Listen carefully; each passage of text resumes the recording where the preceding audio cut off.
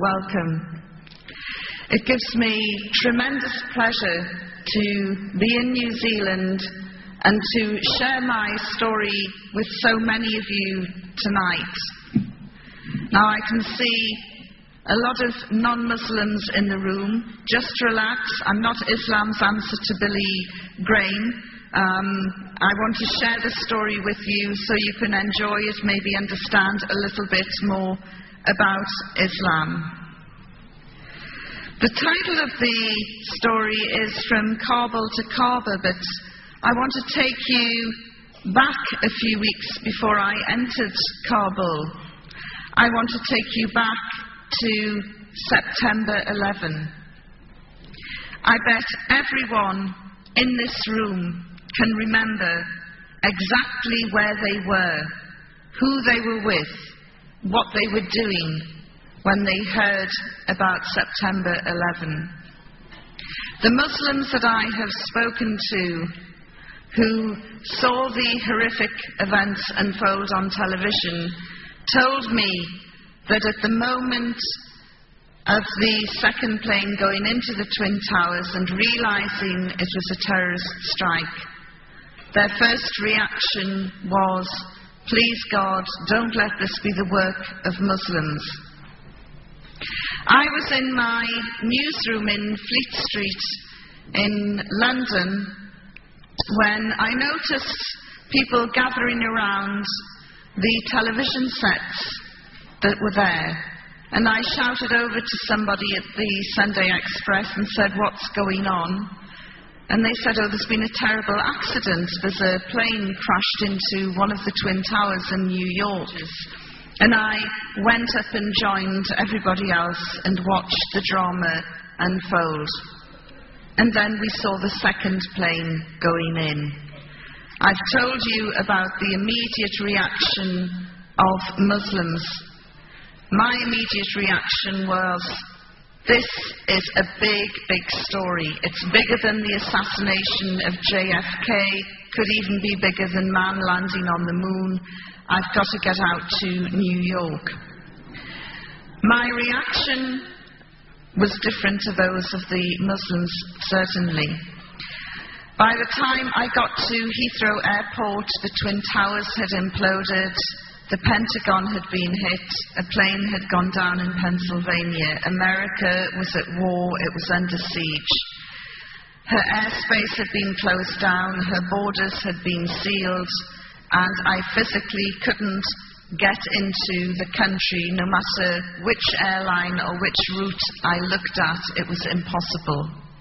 And so I hung round Heathrow, in and out for the next 4 days.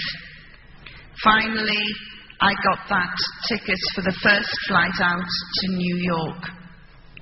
And as I was making my way to the departure lounge, my phone went, and it was my boss, the news editor. He said, "There's been a change of plans. We want you to go to Pakistan." I was furious. The contacts that I had been making were in New York. My clothes that I had packed were for New York. I'd never been to Pakistan. I probably needed injections. What is this country? Why do you want to send me there? This is a Middle Eastern thing. Why don't I go to the Middle East? And he said, "No, the story is going to unfold in Pakistan, in neighboring Afghanistan." Within 12 hours, I arrived in Islamabad, dressed for New York, which went down very well, as you can imagine. And over the next few days, I started writing about people's hopes and fears for the impending war which was going to happen in neighboring Afghanistan, where the richest country in the world was going to bomb the poorest country in the world. By the end of the week, 3,000 journalists from around the world had joined me. They were in Peshawar, they were in Islamabad, and they were down in Quetta. Thousands of journalists from all over the world, from print, radio, TV, the internet, every form of communication you can imagine. I worked for a Sunday newspaper. I was the chief reporter of the Sunday Express, and I was trying to second guess what the news would be at the weekend. You get a chance to be more analytical. And I'm not a journalist who has ever been spoon-fed from governments. I don't trust them. And so I began to think that the best story was probably in Afghanistan. From the ordinary people, the ordinary Afghan people, I wanted to know what their expectations and fears were, what life was like for them living under the Taliban. We'd read a lot of news. According to Bush and Blair, the Taliban was the most evil, brutal regime in the world. They subjugated and oppressed women. They killed them randomly. The tales that were coming out were terrible. I distinctly remember Tony Blair saying, "These people are so evil, they won't even let their children fly kites." And so I decided, well, I need to find this out for myself. And I went to the Taliban embassy in Islamabad, and I tried 3 times to get a visa, and 3 times I was rejected. And so in the end, with my guides, I had got 2 or 3 guides who were helping me, I decided to sneak into Afghanistan. The idea was planted in my head by the BBC's chief correspondent, John Simpson, who had put on a burqa and put his toe into Afghanistan and said, "Hey, look, I've become invisible." And I thought, well, if the BBC's gargantuan correspondent can become invisible, then surely it will be easy for me. And so we devised a plan that we would be part of a wedding party. I would go in with 2 guides, one from the NWFP province in Pakistan, was born in Afghanistan. And we went in as a group. I put on the burqa. We drove through the Khyber Pass. That was another eye-opening experience. I imagined the Khyber Pass to be about 30 yards long. It was 33 miles long, winding, dramatic, mountainous roads, amazing scenery, traces of British imperialism everywhere.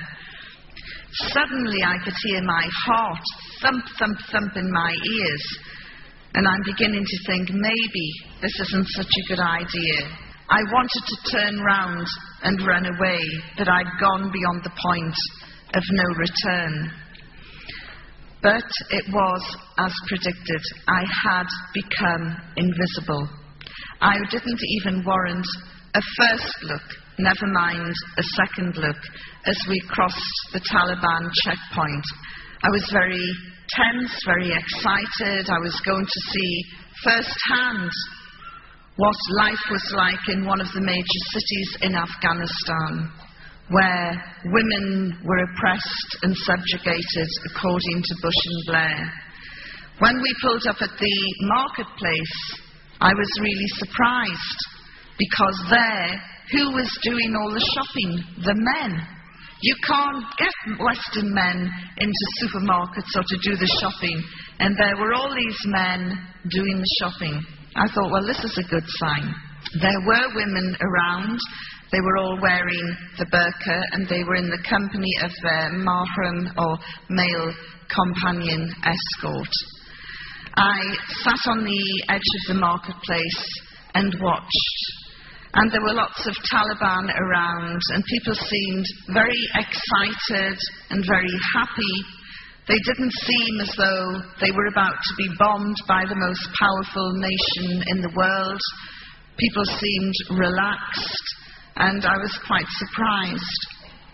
Our party then went with provisions to a tiny village, not even the size of this hall. And we went into the village, and there was lots of tears and laughter, as one of their own had returned, and he brought with him his cousin from the NWFP, his wife, his children, and then they said, "Well, who's that?" pointing at me. And he told them in Pashto. I didn't understand the language, but I could tell from the reaction that they were not at all happy. Why on earth have you brought a Westerner into our midst at a time of war? But within half an hour, the natural exuberance and hospitality and curiosity of the Afghan people overcame the villagers, and they started talking to me. The first was a young girl in her 20s, and I said, "What do you think about this impending war?" And she said, "I am so angry. I should be in a hospital by now, qualified as a doctor, ready to help my people, ready to save lives. People are going to be wounded in this war, and I could help and save them." And I said, "So what is your problem?" She said, "My training was stopped a couple of years ago. The Taliban closed down the training centre and sent all the instructors home. And here I am now, back home, rotting away in this village when I should be helping my people." And I felt very sorry for her, and I could feel her frustration. Here was a young, ambitious girl, and her life seemed to have been put in limbo. Just then, her elder brother came in, and he, through the translator, started talking, and he also had been training to be a doctor at the very same medical school, and when it had closed down for financial reasons, he too had been sent home. So it wasn't just the girl who has been affected, her brother was as well. And as we were communicating with the help of the translator, an Afghan lady walked in, and she looked at me very carefully, and she put her hands on her hips, and she really looked me up and down. And then she said through the translator, "Have you any children?" And I said, "Yes, I have a daughter." She said, "Just one?" And I said, "Yes, just one." And she pushed me, very strong. I lost my balance and went the other way. And she said, "You English and American women, you are all so pathetic.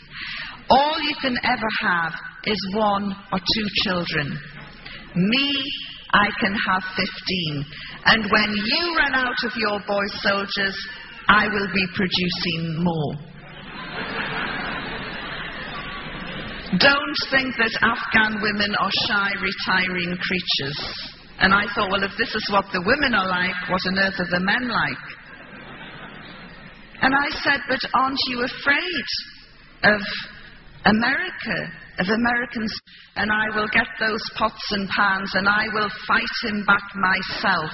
And I thought she probably would. Then she said, "Look, I'm really sorry about this mishap. We're very sorry, but this mishap in New York, it has nothing to do with us." And she kept calling 9/11 a mishap. And I thought, this is really provocative, this is so offensive, this is insulting, 6,000 plus people have died, that's what we thought at the time, and you're calling it a mishap? Nobody saw the dramatic images that we saw, which were played on our TVs every day, day in, day out, for more than 2-3 weeks, whipping up the anger and the hysteria and the fear, watching the towers being hit, the towers imploding. They didn't see any of that. But she said, "We're very sad. But what has this got to do with us? Why do the Americans want to bomb us? We didn't do that." And her argument had some logic to it. As the afternoon progressed, I could tell that people were getting more and more nervous by my presence in the village, and we took some photographs after some persuasion, and then we left. We thought we'll head back early. But by the time we got back to Torkham, the gates had closed, these great big metal gates, and we couldn't get through. Apparently Pakistan had sealed the border. They weren't letting anybody in or out. We stayed overnight, and the next morning we went back to the area of Torkham, and again the gates were closed. And I said to my guides, if I don't get back by a certain time, my news editor will raise the alarm and there will be all sorts of panic. And one of the guides said, well, we can go through a smuggling route. And my eyes lit up at this. I thought, this is very exciting. This will give me something to write about and add to the humanitarian report that I will be doing. And I said, great, okay. And I imagined that we'd be going through narrow mountain passes, and it would be really exciting, because the border with Afghanistan is about 1,400 kilometers long. And there are said to be about 300, 400 smuggling routes. So you can imagine how porous the border is. And so we went to this area called Dower Barber. But there was nothing secretive about it. In fact, there was probably more people in Dower Barber than there are in this room tonight.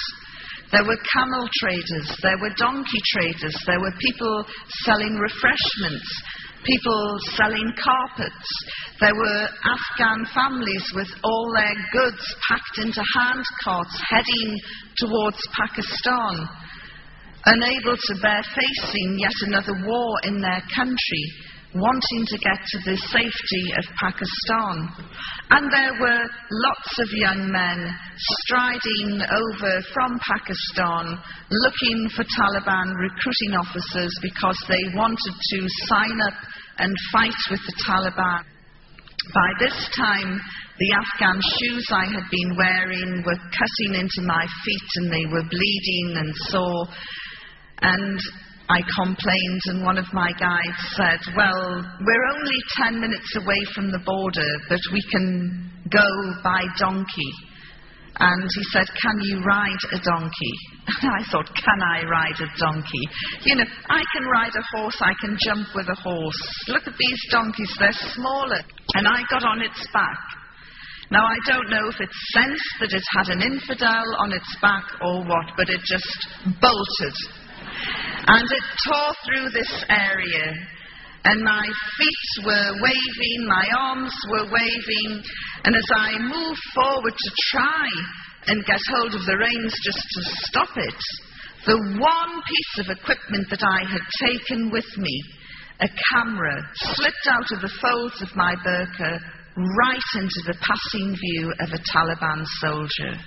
Now, I don't know whether the donkey stopped and threw me off, whether he stopped the donkey and pulled me off. What happened, I really can't remember. All I remember is hitting the ground at a great rate of speed and then picking myself up. And as I drew myself up, I looked straight into the face of this Taliban soldier. When I got back to London, some of my girlfriends said, what was going through your mind at that precise moment when you knew the game was up? And I said, well, for a nanosecond, and I said it was a nanosecond, I looked at this Taliban soldier and I thought, my goodness, you're gorgeous. He had the most amazing green emerald eyes, very high cheekbones, and a great big beard with a life of its own. Very, very striking. But as I say, it was a nanosecond. And then I thought, oh, I've been caught. So I took my camera off and I handed it to him, and then I closed my eyes, waiting to be shot in the head. And when I opened my eyes after a few seconds, he'd gone. He'd gone over to the man who hired the donkeys. He wanted to know who is in charge of this woman. And then he would get to the bottom of the camera. I was delighted. I thought, I can get away. He still doesn't realize that there's a Westerner under the burqa. and I turned and went to attach myself to another group to follow them over the border. And as I walked away, I looked behind, and by this time a crowd of about 100 men had surrounded my two guides, and the soldier was in the middle, and he's screaming and shouting and waving the camera at him. And I looked and I thought, I can't leave them behind. Although we had made an agreement that if things did go pear-shaped, none of us knew each other, I couldn't abandon them. And so I went back, and I tried to push my way through these very angry men, and they pushed me back. So in the end, I removed my burqa and said in a very loud voice, "Will somebody let me through?" You could have heard a pin drop. And then there was a parting like the Red Sea as I walked towards the handsome soldier, who by this time was looking really gormless because his jaw just dropped as he saw a Westerner, a blonde-haired, blue-eyed, come towards him. And I thought, he is going to be so happy to have got his hands on a Westerner that he'll forget all about my two guides. And as I walked, I shot them a sideways glance, and I could see by the full horror on their face that just when they thought things couldn't get any worse, they had. I had emerged. I went up to the soldier, demanded the return of my camera, and once he'd recovered, he got the three of us, and we were bundled into a vehicle and taken off in the direction of Jalalabad. During the journey, the driver and the Taliban soldier had a very fierce exchange, and they kept looking back at me and arguing and looking back, and suddenly the driver did an emergency stop. The soldier asked me to get out of the car. And then he took me to this raised piece of ground and asked me to stand on it from the way he was motioning. So I stood on this raised piece of ground, and then he went off. He went marching off to my left, and I thought, where's he gone? And I'm standing there, rigid with fear, daren't move on this little tiny hill. And I'm looking around, and then all I can see are stones and pebbles and rocks. And I thought, this is the stoning corner. I'm going to be stoned. He's gone off to get a crowd.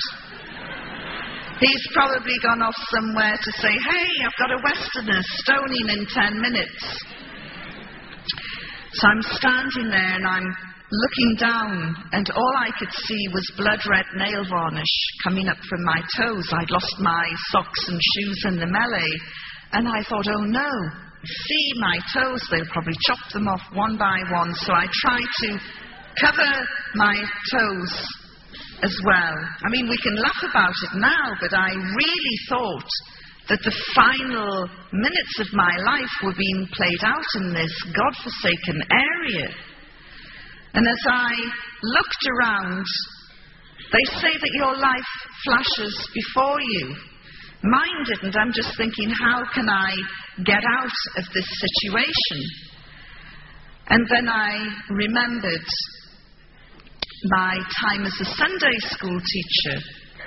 And there was a biblical scene where Jesus had said at a stoning, "Let him without sin cast the first stone." So I thought, right, I'm going to say that. Of course, it never occurred to me they wouldn't be able to understand me. But I thought, no, I'm going to say, okay then, bring it on, but let him without sin cast the first stone. And so I'm playing this out in my mind, and then I'm looking round, and I thought, no, there's probably some pious so-and-so at the back saying, that's me, and he'll start the stoning.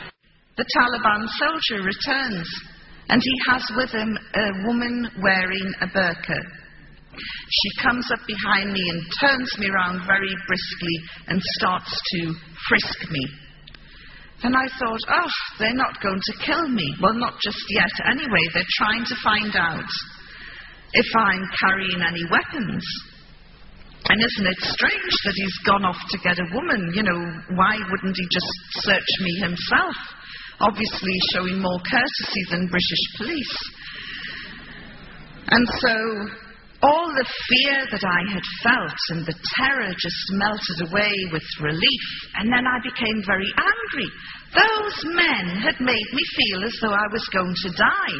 So I pulled away from the Afghan woman and I swung round at these wretched men. And I was wearing, I want you to picture the scene, my burqa had gone, but I was wearing a shalwar kameez, the trousers and an orange dress down to the knees. And I swung round at these men, very angry, and I said, I am not carrying any weapons. And to emphasize this, I picked up the hem of my dress and said, look! And then they all turned round and ran as though the devil was snapping at their heels.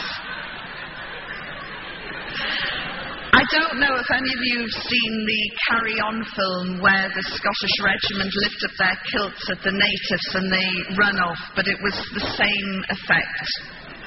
Of course, this was highly inappropriate behaviour for a woman in Afghanistan, as I was to find out. And the lady wearing the burqa swung me back round and whacked me across the face. She was in such a state of shock at this vulgar display. Anyway, having established that I'm not carrying any weapons, I was then bundled back into the car and driven off to Jalalabad. I was taken into the intelligence headquarters and introduced to the head of intelligence, who understood a little bit of English. I apologized for causing any inconvenience, and he asked me to write down my personal details and telephone contacts to prove that I was a journalist. After I had done that, he said, we are about to eat. You must have something to eat. And I said, well, that's very kind, but I need to use the telephone first. And he said, no, you can't use the phone. So I said, in that case, I won't eat either as a guest or a prisoner of the Taliban until I can use the phone. And what started then was the war of attrition, which was to last 10 days. Now, you would think that the most evil, brutal regime in the world couldn't care less if one of their prisoners had gone on hunger strike. But these men were very, very upset. Despite my protest saying I'm not eating, every morning, noon and night they would bring me food. They would lay out a cloth on the floor, beautiful carpeted floor, by the way, and they would put down some bread, some stew, and some rice, and they would bring in a jug of water and a bowl, and they would wash my hands, and they would tell me in broken English, you are our sister, you are our guest, we want you to be happy. And I thought, what sort of evil, brutal regime is this? Don't they understand the job description? And I'm thinking, you know, this is just a trick. They're trying to soften me up. And then the really bad guys will come in with the electrodes. In fact, isn't it strange? Everything that I thought would have happened to me under this so-called savage, primitive regime happened to prisoners in Abu Ghraib, in Guantanamo Bay, and other US holding facilities, which always prompts me to say, thank God I was captured by the most evil, brutal regime in the world and not by the Americans.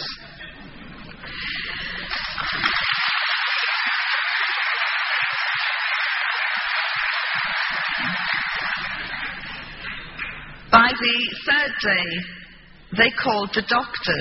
Not that I was feeling unwell at all, but they called the doctor, and he came, a little man who trained in Germany, and he looked in my eyes, my ear, took my pulse, looked in my mouth, and I thought, they do this, don't they, on death row in Texas just before they're going to execute somebody. They like to make sure that they're fit and healthy. And then he took my blood pressure, and something bothered him because he then took it again. And I said, yes, I know I have high blood pressure. And he said, no, you don't. Your blood pressure is normal. I said, don't be so ridiculous. It can't be normal. You know, I'm about to be killed by the Taliban. How on earth is my blood pressure normal? And he said, look, and he did it again. And it was normal. I said, there you are, 3 days with the Taliban, and you've cured my blood pressure. Thank you very much. During those 6 days in Jalalabad, a procession of very scary, fierce-looking men came into the room, and I had decided on quite a risky strategy, really. I had decided to be the prisoner from hell. I had bought into the propaganda, you see, that this was the most evil, brutal regime in the world, and it didn't matter what I said or did, they were going to kill me at the end of the day. Abusive and aggressive. And the harder I pushed them, the nicer they were. Hamid had to translate my words. And one day he said to me, I am terrified of these people, and you should be as well. And it's not nice for me to translate your words. I get scared. On the 6th day, Hamid came to see me, and his face was nearly black with fear. His mouth was so dry he could hardly talk. And he said, you have a very important visitor. And I said, who is it? He said, I can't tell you, but you must be respectful. I said, well, who is it?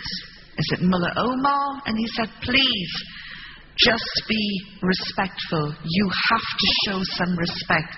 This is a very, very important person. So I'm thinking, I wonder who it can be. 10 minutes later, there was a knock on the door. Although I was the prisoner, I had my own key. And so I unlocked the door, opened it, Hamid stood aside, and there in front of me was a man who made my blood run cold. The hair on the back of my neck lifted. For 6 days I had avoided talking about religion, and there in front of me was a religious cleric, a Maulana. And everything in Afghanistan is dirty, ripped and torn and dusty. He was wearing an immaculate ivory gown, one which went right down to the ground. The Taliban's clothes were above their ankles. This guy's clothes were right down to the ground. You couldn't see his feet.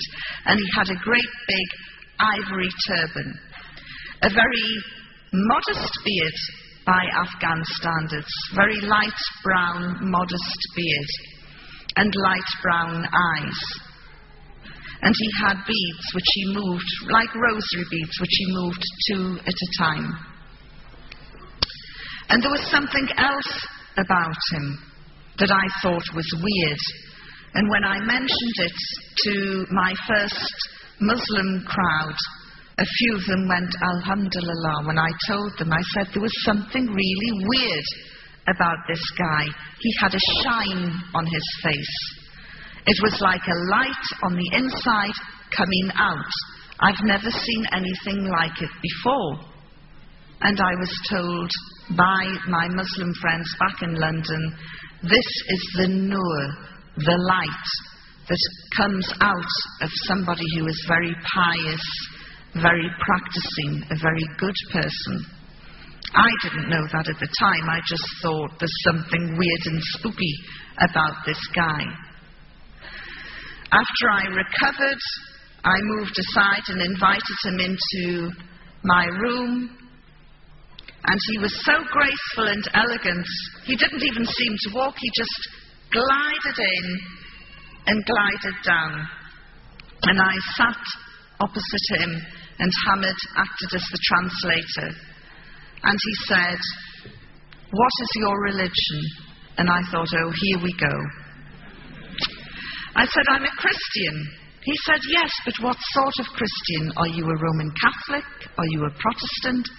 I said, "I'm a Protestant from the Church of England." And he's smiling and moving his beads, and he said, "And what do you think of Islam?" "Oh," I said, "it's fantastic. It's absolutely wonderful." Of course, I knew nothing about Islam, very little, and the little that I knew was totally wrong as it turned out. And I went off in praise for 2 minutes of this faith that I knew so little about. And he smiled and he moved his beads, and then when I finally stopped running out of adjectives, he said, "Islam is a beautiful religion." I couldn't agree more. And then again, I ran off in praise of Islam. And he smiled as he listened, and Hamid translated. And I said, "Do you know, the people round here are so passionate about their faith that they pray 5 times a day." I know because I've watched and counted it. And he looked. He must have thought, "You stupid woman." But I didn't realize that Muslims are expected to pray 5 times a day. So he moved his beads. And then he said, "So, you would like to convert?" And I thought, he's led me into a blind alley here. If I say, "Yes, I'll convert," he'll accuse me of being fickle and insincere, and he'll say, "Take her away and have her stoned." If I say, "No, I'm not interested," he'll say, "How dare you insult Islam? Take her away and have her stoned." So I'm trying to come up with the right answer. And then, in the end, I said, "Look, I can't make such a life-changing decision while I'm in prison. But if you let me go, I promise I will read the Quran and I will study Islam." And he smiled, and he didn't say anything more, and he rose up and he glided out. Hamid went scuttling after him, and he returned a few minutes later, and he said, You're going home on a red crescent plane."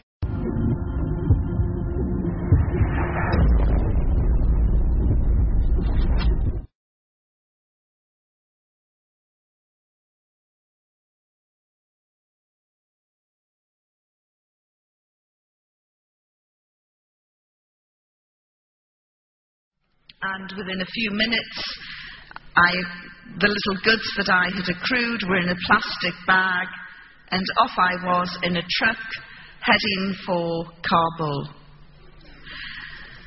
7 hours later, after a dusty, bumpy ride, we came into Kabul and drove straight past the airport. But I was okay. I just thought, well, there are other Westerners being held by the Taliban. We're probably going to pick them up. All I know is that I'm going home on a red crescent plane.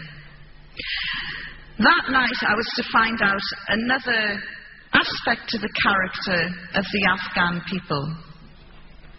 They don't like giving you bad news. They don't like telling you anything that will upset you or cause an adverse reaction. And so we drove past the airport, and then we pulled into a really grim prison. Everything that you would imagine a third world prison to be. And I was asked to get out, and I got out, and we walked down this dark, dingy corridor, and then they pushed open this little metal door with a little spy hole in it. And there, sitting on a concrete floor, were 2 Afghan women, one with a babe in arms and the other one heavily pregnant. And they said, "Tonight you will stay here." And I said, No, you've made a mistake. I am going home on a red crescent plane. Of course, the thing is, when you lead someone on, you have to deliver the bad news at some point, and so the bad news was delivered to me then. You're going nowhere. You are a bad woman. You entered our country illegally without a passport. You have to be punished. I screamed and shouted there was no way I was going to go into this cell and to get me out and get me to the airport. And I said to them, you can't do this to me. I'm British. And they smiled. Just then, another cell door opened, and 6 women wearing hijabs came out. And one of them said to me, are you from the Red Cross? I said, you speak English? And she said, well, I'm Australian. These 3 are Germans, and the other 2 are Americans. And I went, oh my God, you're the Christians, the charity workers who were locked up for trying to convert Muslims to Christianity. And they said yes. And I said, look, there's been a terrible mistake. I'm supposed to be going home on a Red Crescent plane. Will you tell these people?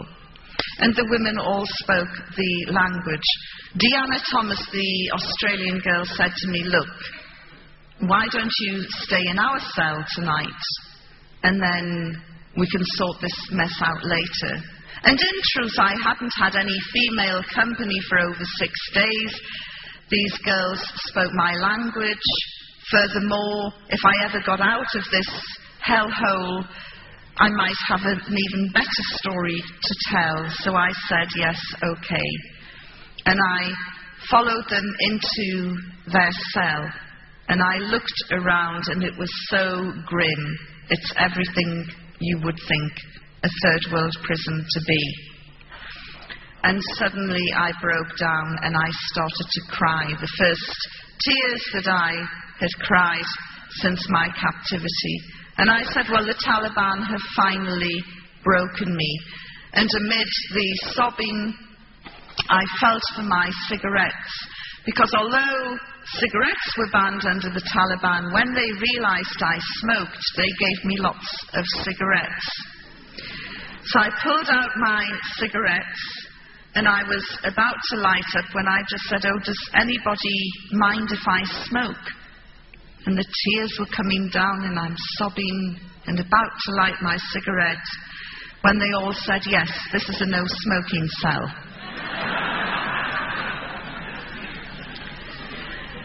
How could I find the only no-smoking cell in Asia? How unlucky can you get? They said, look, if you must smoke, go outside into the courtyard. We're about to have a meeting. Suddenly, my nicotine craving went, and I said, a meeting? And they said, yes, we have 2 meetings a day.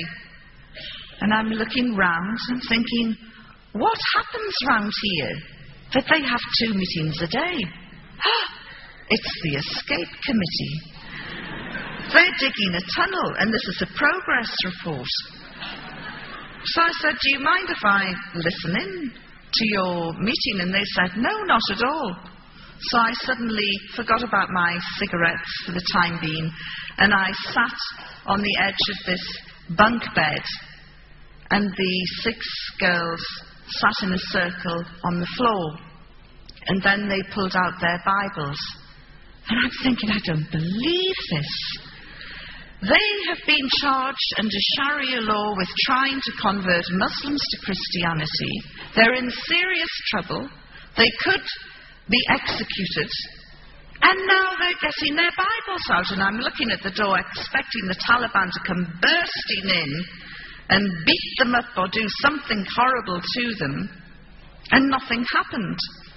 Of course, as I did read the Quran later, it states quite specifically that we must, as Muslims, protect people of the book, i.e. Jews and Christians, and we must allow them to carry on and carry out and perform their faith.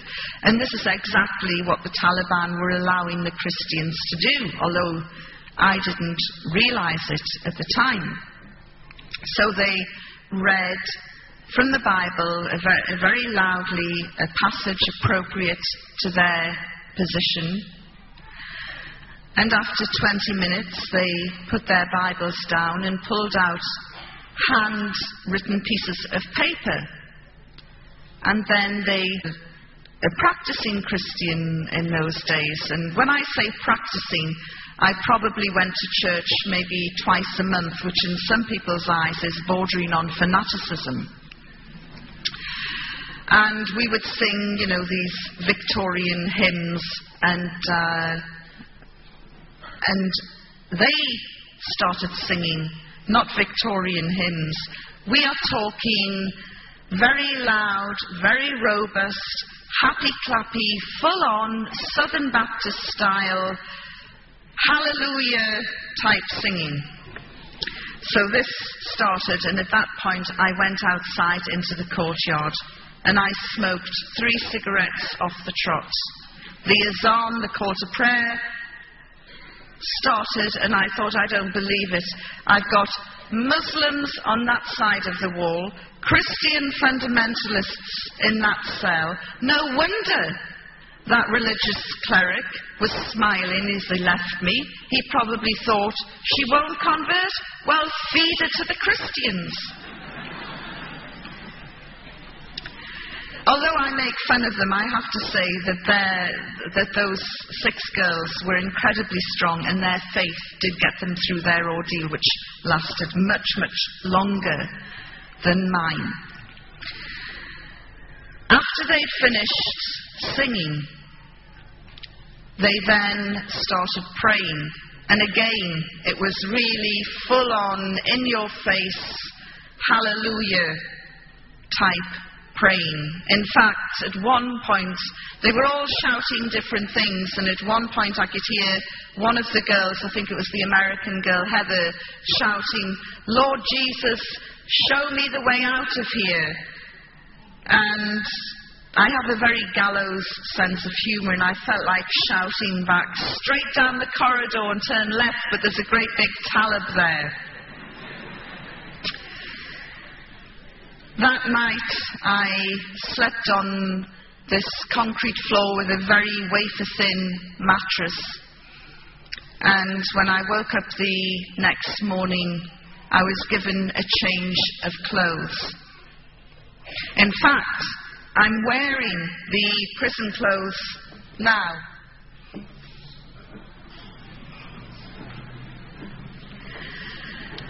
Nobody put me in an orange jumpsuit, shaved, shackled, or abused me, or raped me, or sodomized me, or videoed me for the gratification or pleasure of others later on.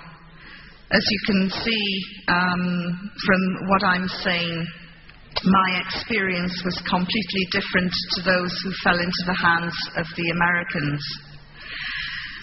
So that morning, a new change of clothes, so I set about washing the old ones. And one of the German girls took me into the courtyard and gave me a metal bucket and took me to a hand pump, and she said, you can get your water from there. And I'm looking at this contraption which looked as though it had come from one of those old Western movies, and I started cranking it. And eventually some water came out, and I'm saying, this is amazing. How do they heat it underground? And she started laughing. She said, it's cold. I was given a pumice stone and some soap flakes, and I set about washing my clothes. And I then hung them on the washing line in the prison courtyard. Within 5 minutes, I'm sitting trying to enjoy the last days of the summer sun, and the prison governor came in, a great big man with a huge beard and really a very scary looking dude. And he came in, and in broken English he said to me, he growled at me, remove those garments. And I'm looking, I said, it's my washing. Remove them now. And I said, I can't. It's my washing. I am washing my clothes. This is a washing line. We dry our clothes on the washing line. Well, cover them up. And I'm looking, I said, you stupid man. You've obviously never done the washing in your life. How on earth will it dry if it's covered up? So we stood there for a couple of moments, and then he said, "Well, take those items down." And he looked the other way and sort of pointed. And I realized he was talking about my underwear. And I said, "No, this is the female wing of the prison. If you don't like what you see, clear off." He said, "Remove them." And I said, "No, if you don't like them, you remove them." And 15 minutes later, with the Deputy Foreign Minister of Afghanistan. These people are about to be bombed by the most powerful country on earth. And a diplomatic incident was unfolding as a result of my underwear.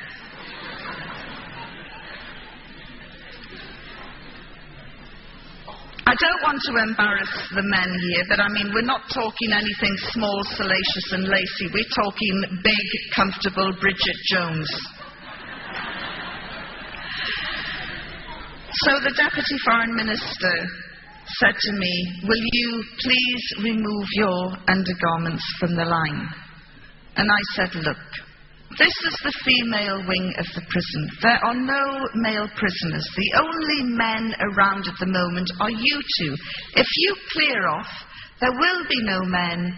By the time they're dried, nobody's going to be any the wiser."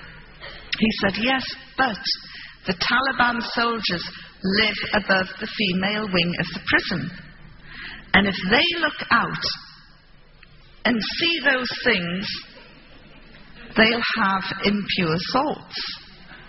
I'm looking at my underwear in a new light now.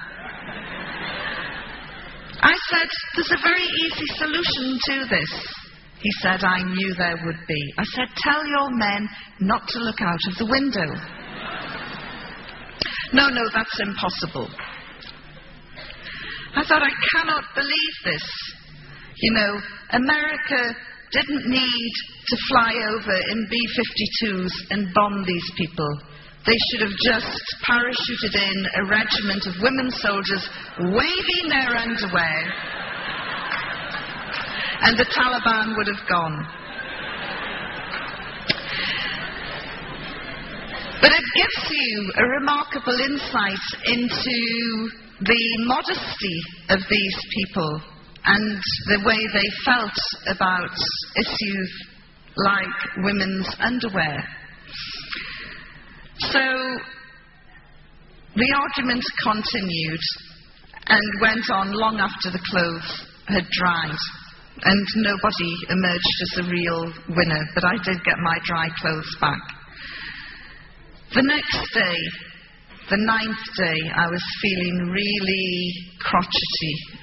I'd had 3 or 4 really rousing sessions with the Christian services. And in fact, you know, although the Taliban had banned singing and they banned music, they allowed them to sing, but they drew the line at music. And I am eternally grateful to this day that they confiscated their tambourines and guitars. But so I'm feeling really wretched and bad-tempered and thinking I'm never going to get out of this place. I can't take much more of this. And the Deputy Foreign Minister returned with his sidekick, a man I called the Smiling Assassin. And he said, "We want to ask you a few more questions." And I said, "No, I'm done with answering any more questions. I'm finished with you people. I've had enough." And I then launched into a series of insults and curses and swearing. And then I rounded it off with something that I've never done in my life before. I've never done since, and you would get sent off a football pitch for doing it. I spat at them. And then I went into my cell and I started shaking. And a couple of the Christian girls said, "Did you just do what we thought you did?" And I said, "Yes, I've gone beyond the line. I've gone beyond the wire. I've pushed it, and I'm in serious trouble now. I can sense it." And just then one of the female prison officers came in and which was translated for me later, and she said, "Tell the English woman she is going to be flogged because she cannot do this to high-ranking people." So I'm standing there rigid with fear, cursing me and my big mouth, and wondering, is there going to be a public flogging? Will Al Jazeera be there to record it? You know, what is going to happen? And I'm standing there rigid with fear, and about 10, 15 minutes later, we heard the gates open in the courtyard. And Heather, one of the American girls, came running in and she said, "They've returned. Yvonne is going to be flogged."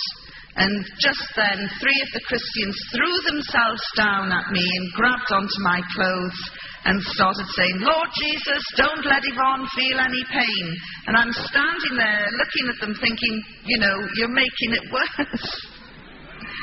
And just then the smiling assassin walked in, and he had in his hand the one thing that I wanted, the very thing I had gone on hunger strike for 9 days earlier. He had in his hand a satellite phone, and he strutted around the cell and showed off this satellite phone.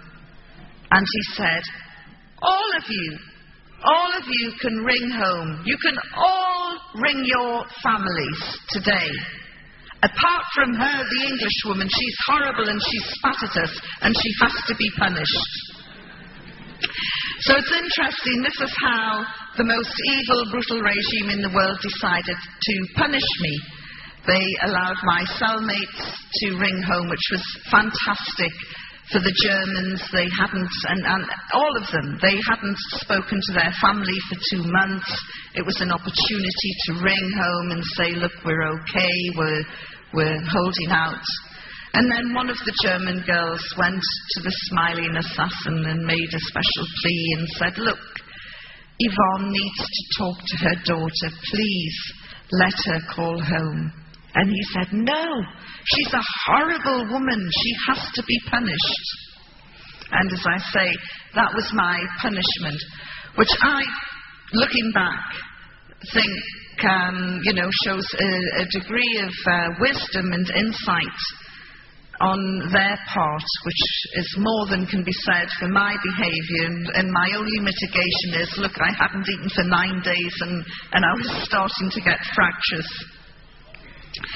That afternoon, the senior officers returned and they removed me without warning, got my things together and said, you're going.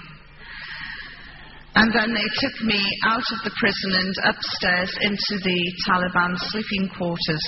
And one of the senior officers had vacated his room and said, you complained about the prison downstairs, is this good enough for you? And it was a very nice room by Afghan standards. And he said, tomorrow you will go home, inshallah. And I said, what is this inshallah you keep using at the end of every sentence and it never ever happens? Of course, I now know inshallah means God willing. And they put me in this room, they gave me the key, I locked myself in. I had a fantastic view over the city of Kabul, looking right up to Kabul Hill where all the anti-aircraft units were. And I sat on the bed, contemplating my future, wondering if and when I'd ever get out. They kept saying, tomorrow you will go home, inshallah, but inshallah it never happened. And so I was wondering how genuine they actually were. Why had they removed me from the Christians? Was this my last night on earth? Would they execute me tomorrow?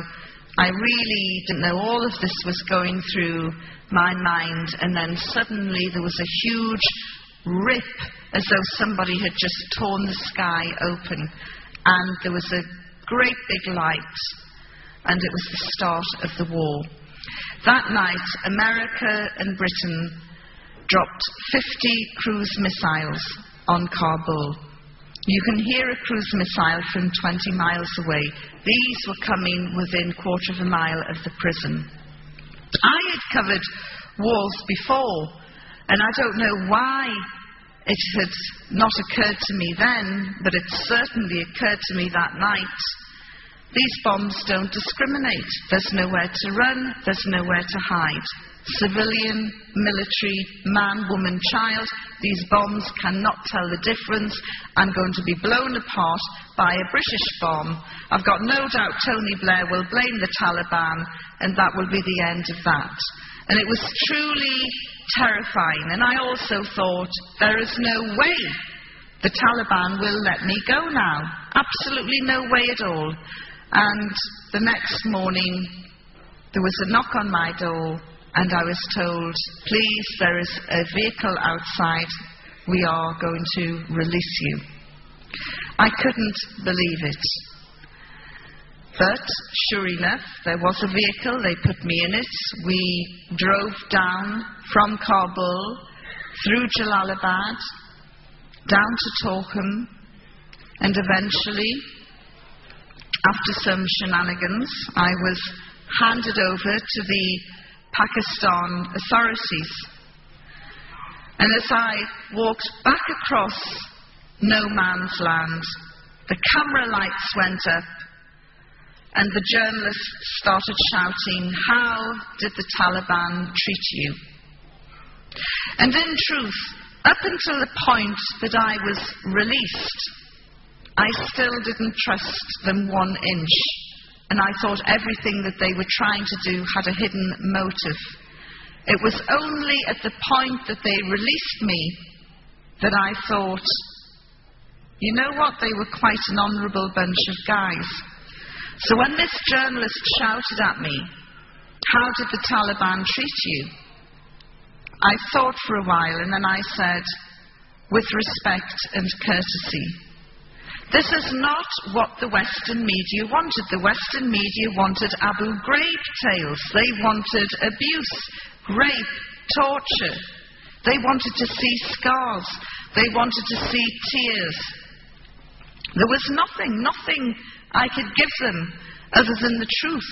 And sadly, for some people, the truth is never enough.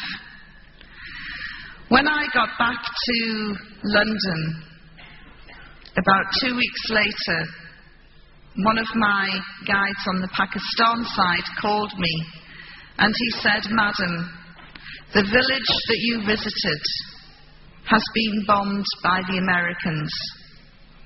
That was the village Karma, which is smaller than this hall we're in now. And I said, look, Pasha, I know these terrible things happen in the fog of war. And it's awful, but these accidents do happen. And he said, but madam, how can you accidentally bomb a village the size of Karma 3 days running?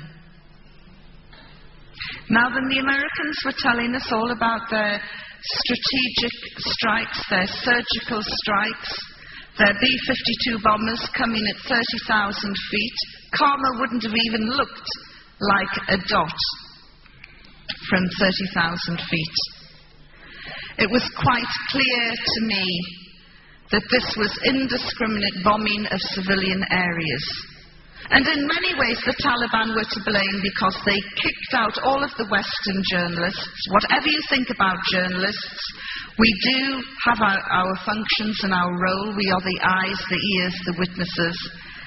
And by kicking out all of the Western journalists, they ensured that Britain and America could and would bomb indiscriminately across the country, slaughtering innocent civilians, which they did.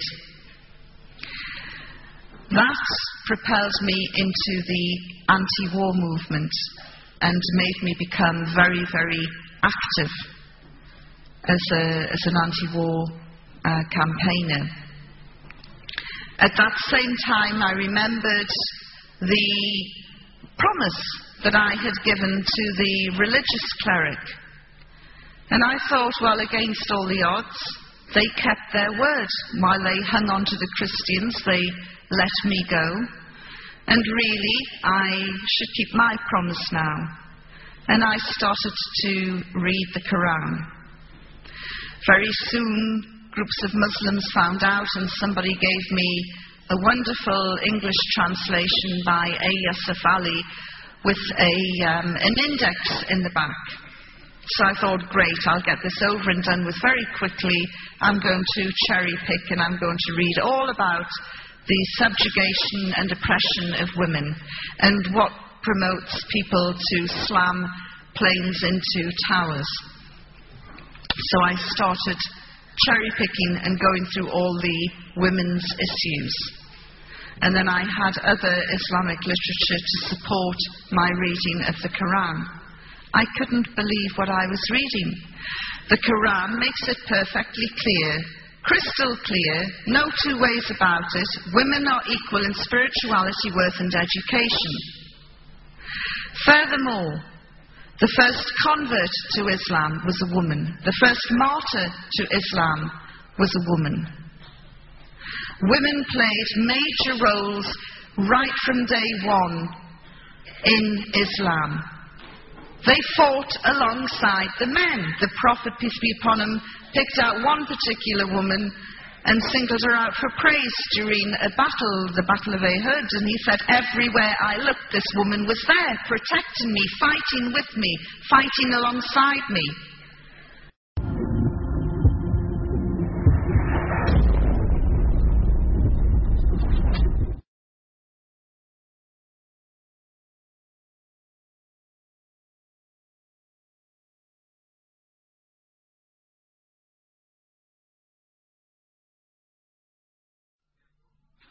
I then looked at property rights, inheritance rights, divorce rights.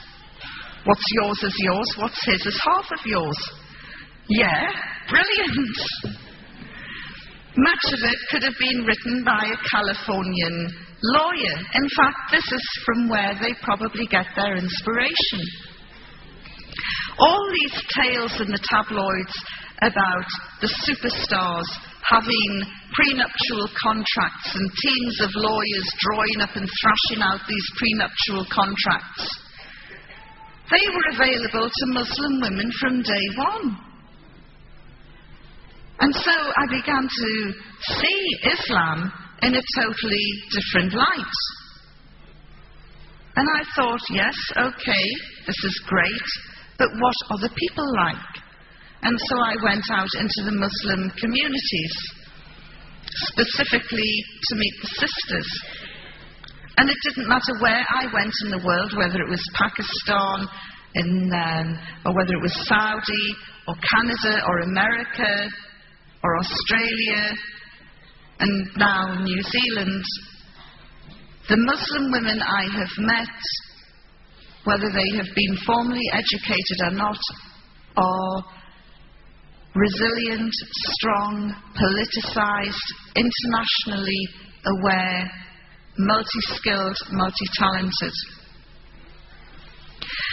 A few years ago, I would have looked in this room and picked out everyone wearing a hijab, and I would have thought, oh, look at those poor, oppressed women. How did they manage to sneak out of the home to come here? Now I'm looking and I'm trying to work out who is the engineer, who is the doctor, who is the lawyer, who is the teacher, who is doing the PhD, who's doing the MA, who's raising kids at the same time, supporting their man, running a business, a charity, who is the backbone of the community. I see incredibly diverse women. And I remember a sister in Canada who said to me, Yvonne, my head might be covered, but my mind is not.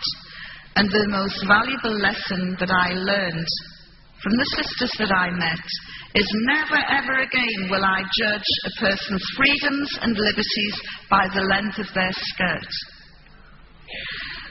So this was wonderful.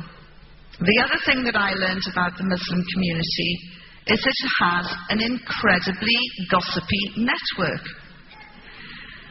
The communication is amazing, but sometimes there were Chinese whispers and people had false information that I had taken my Shahada, the oath to become a Muslim. And I remember one day, I'm sure many of you in this hall will have at least heard the name.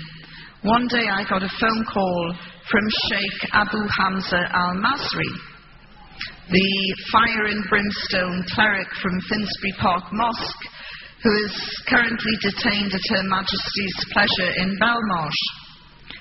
And he rang me up and he said, "Sister Yvonne, welcome to Islam." And I said, "Well, thank you very much. However, I hate to disappoint you, but you're a wee bit premature. I haven't taken my Shahada yet, but, I will get there, inshallah." And he said, "Well, take your time. This is going to be the most important decision you ever make in your life. Don't be rushed into it. Don't be pressurized into it. Make sure that you read as much as you can. Be convinced before you take your Shahada. We are all making dua, prayer for you."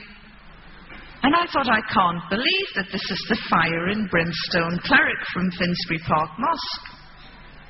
The tabloids love to hate him because of his hooks and his eye patch, and they really have demonized him. And I said, "Well, thank you very much for your understanding. I will keep you informed of my progress." And I was just about to close the line when he said, "Well, there's just one thing I want you to know." And I said, "Well, what's that?" He said, "Well, if you go out tomorrow and you're hit by a bus, you will go straight to hellfire." I said, "Thank you," and closed the line. And that made me nervous. It made me very nervous. So I took a copy of the Shahada and I carried it round with me. And I would address meetings like this and I would say, "Look, if you come across an accident and you hear someone shouting for 2 Muslim witnesses, please come running fast because it's me trying to get in before it's too late." Happily, there was no such accident. And on June the 30th in 2003, at 11:30 in the morning, I took my Shahada and declared my belief that there is only one God and that Muhammad, peace be upon him, is his messenger.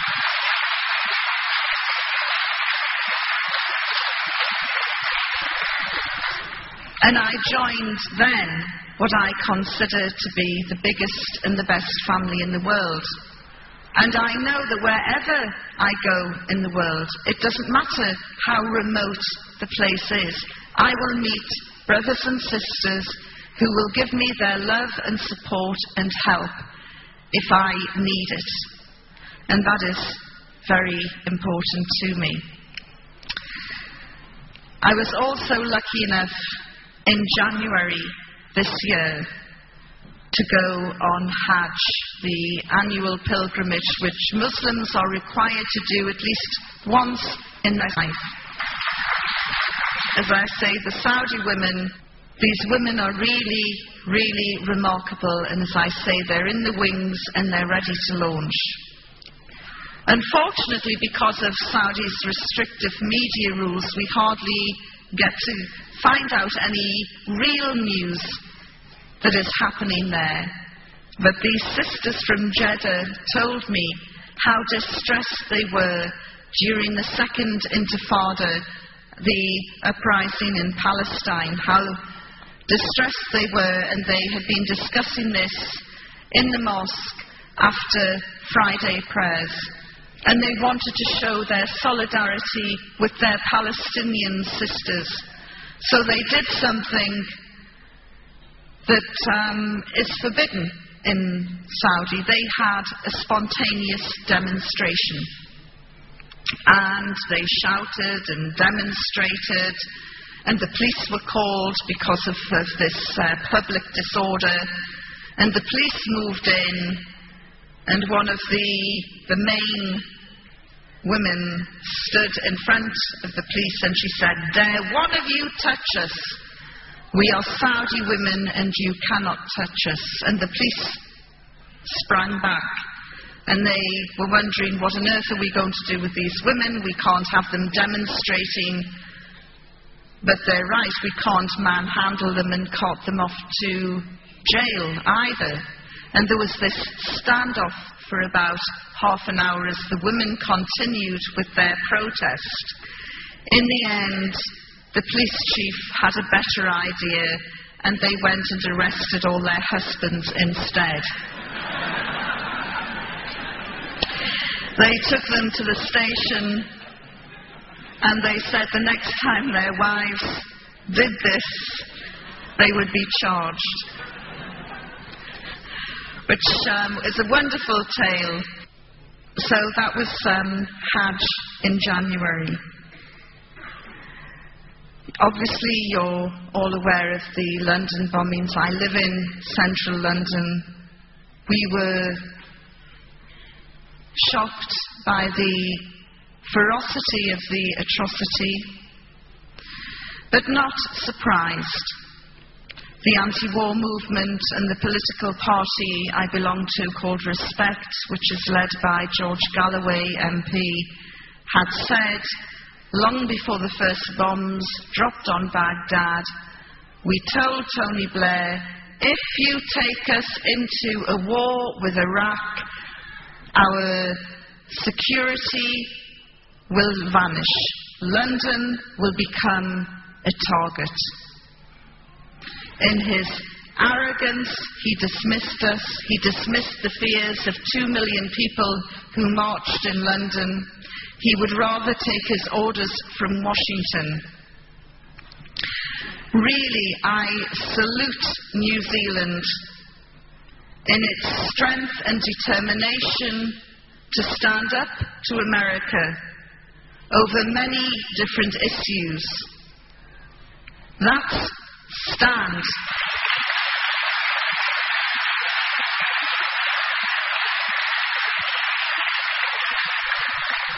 it should be me applauding you.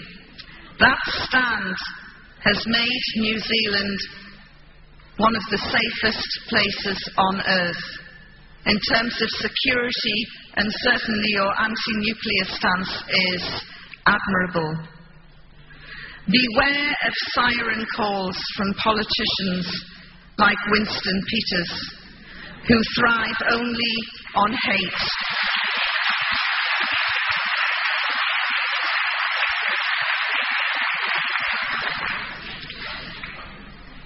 You have a very important election coming up soon.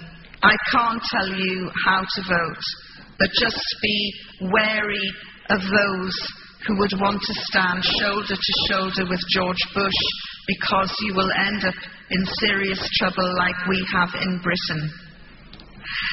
Thank you very much for listening to me. I am really looking forward to hearing your questions and observations. As I say to the non-Muslims here tonight, I am not Islam's answer to Billy Graham. I am not here to get you to convert. But if you are interested in learning a little bit more about Islam for your own benefit, not for any other reason, there's some books outside which you're welcome to take away. Thank you very much for being a terrific audience. Thank you. Assalamu alaikum.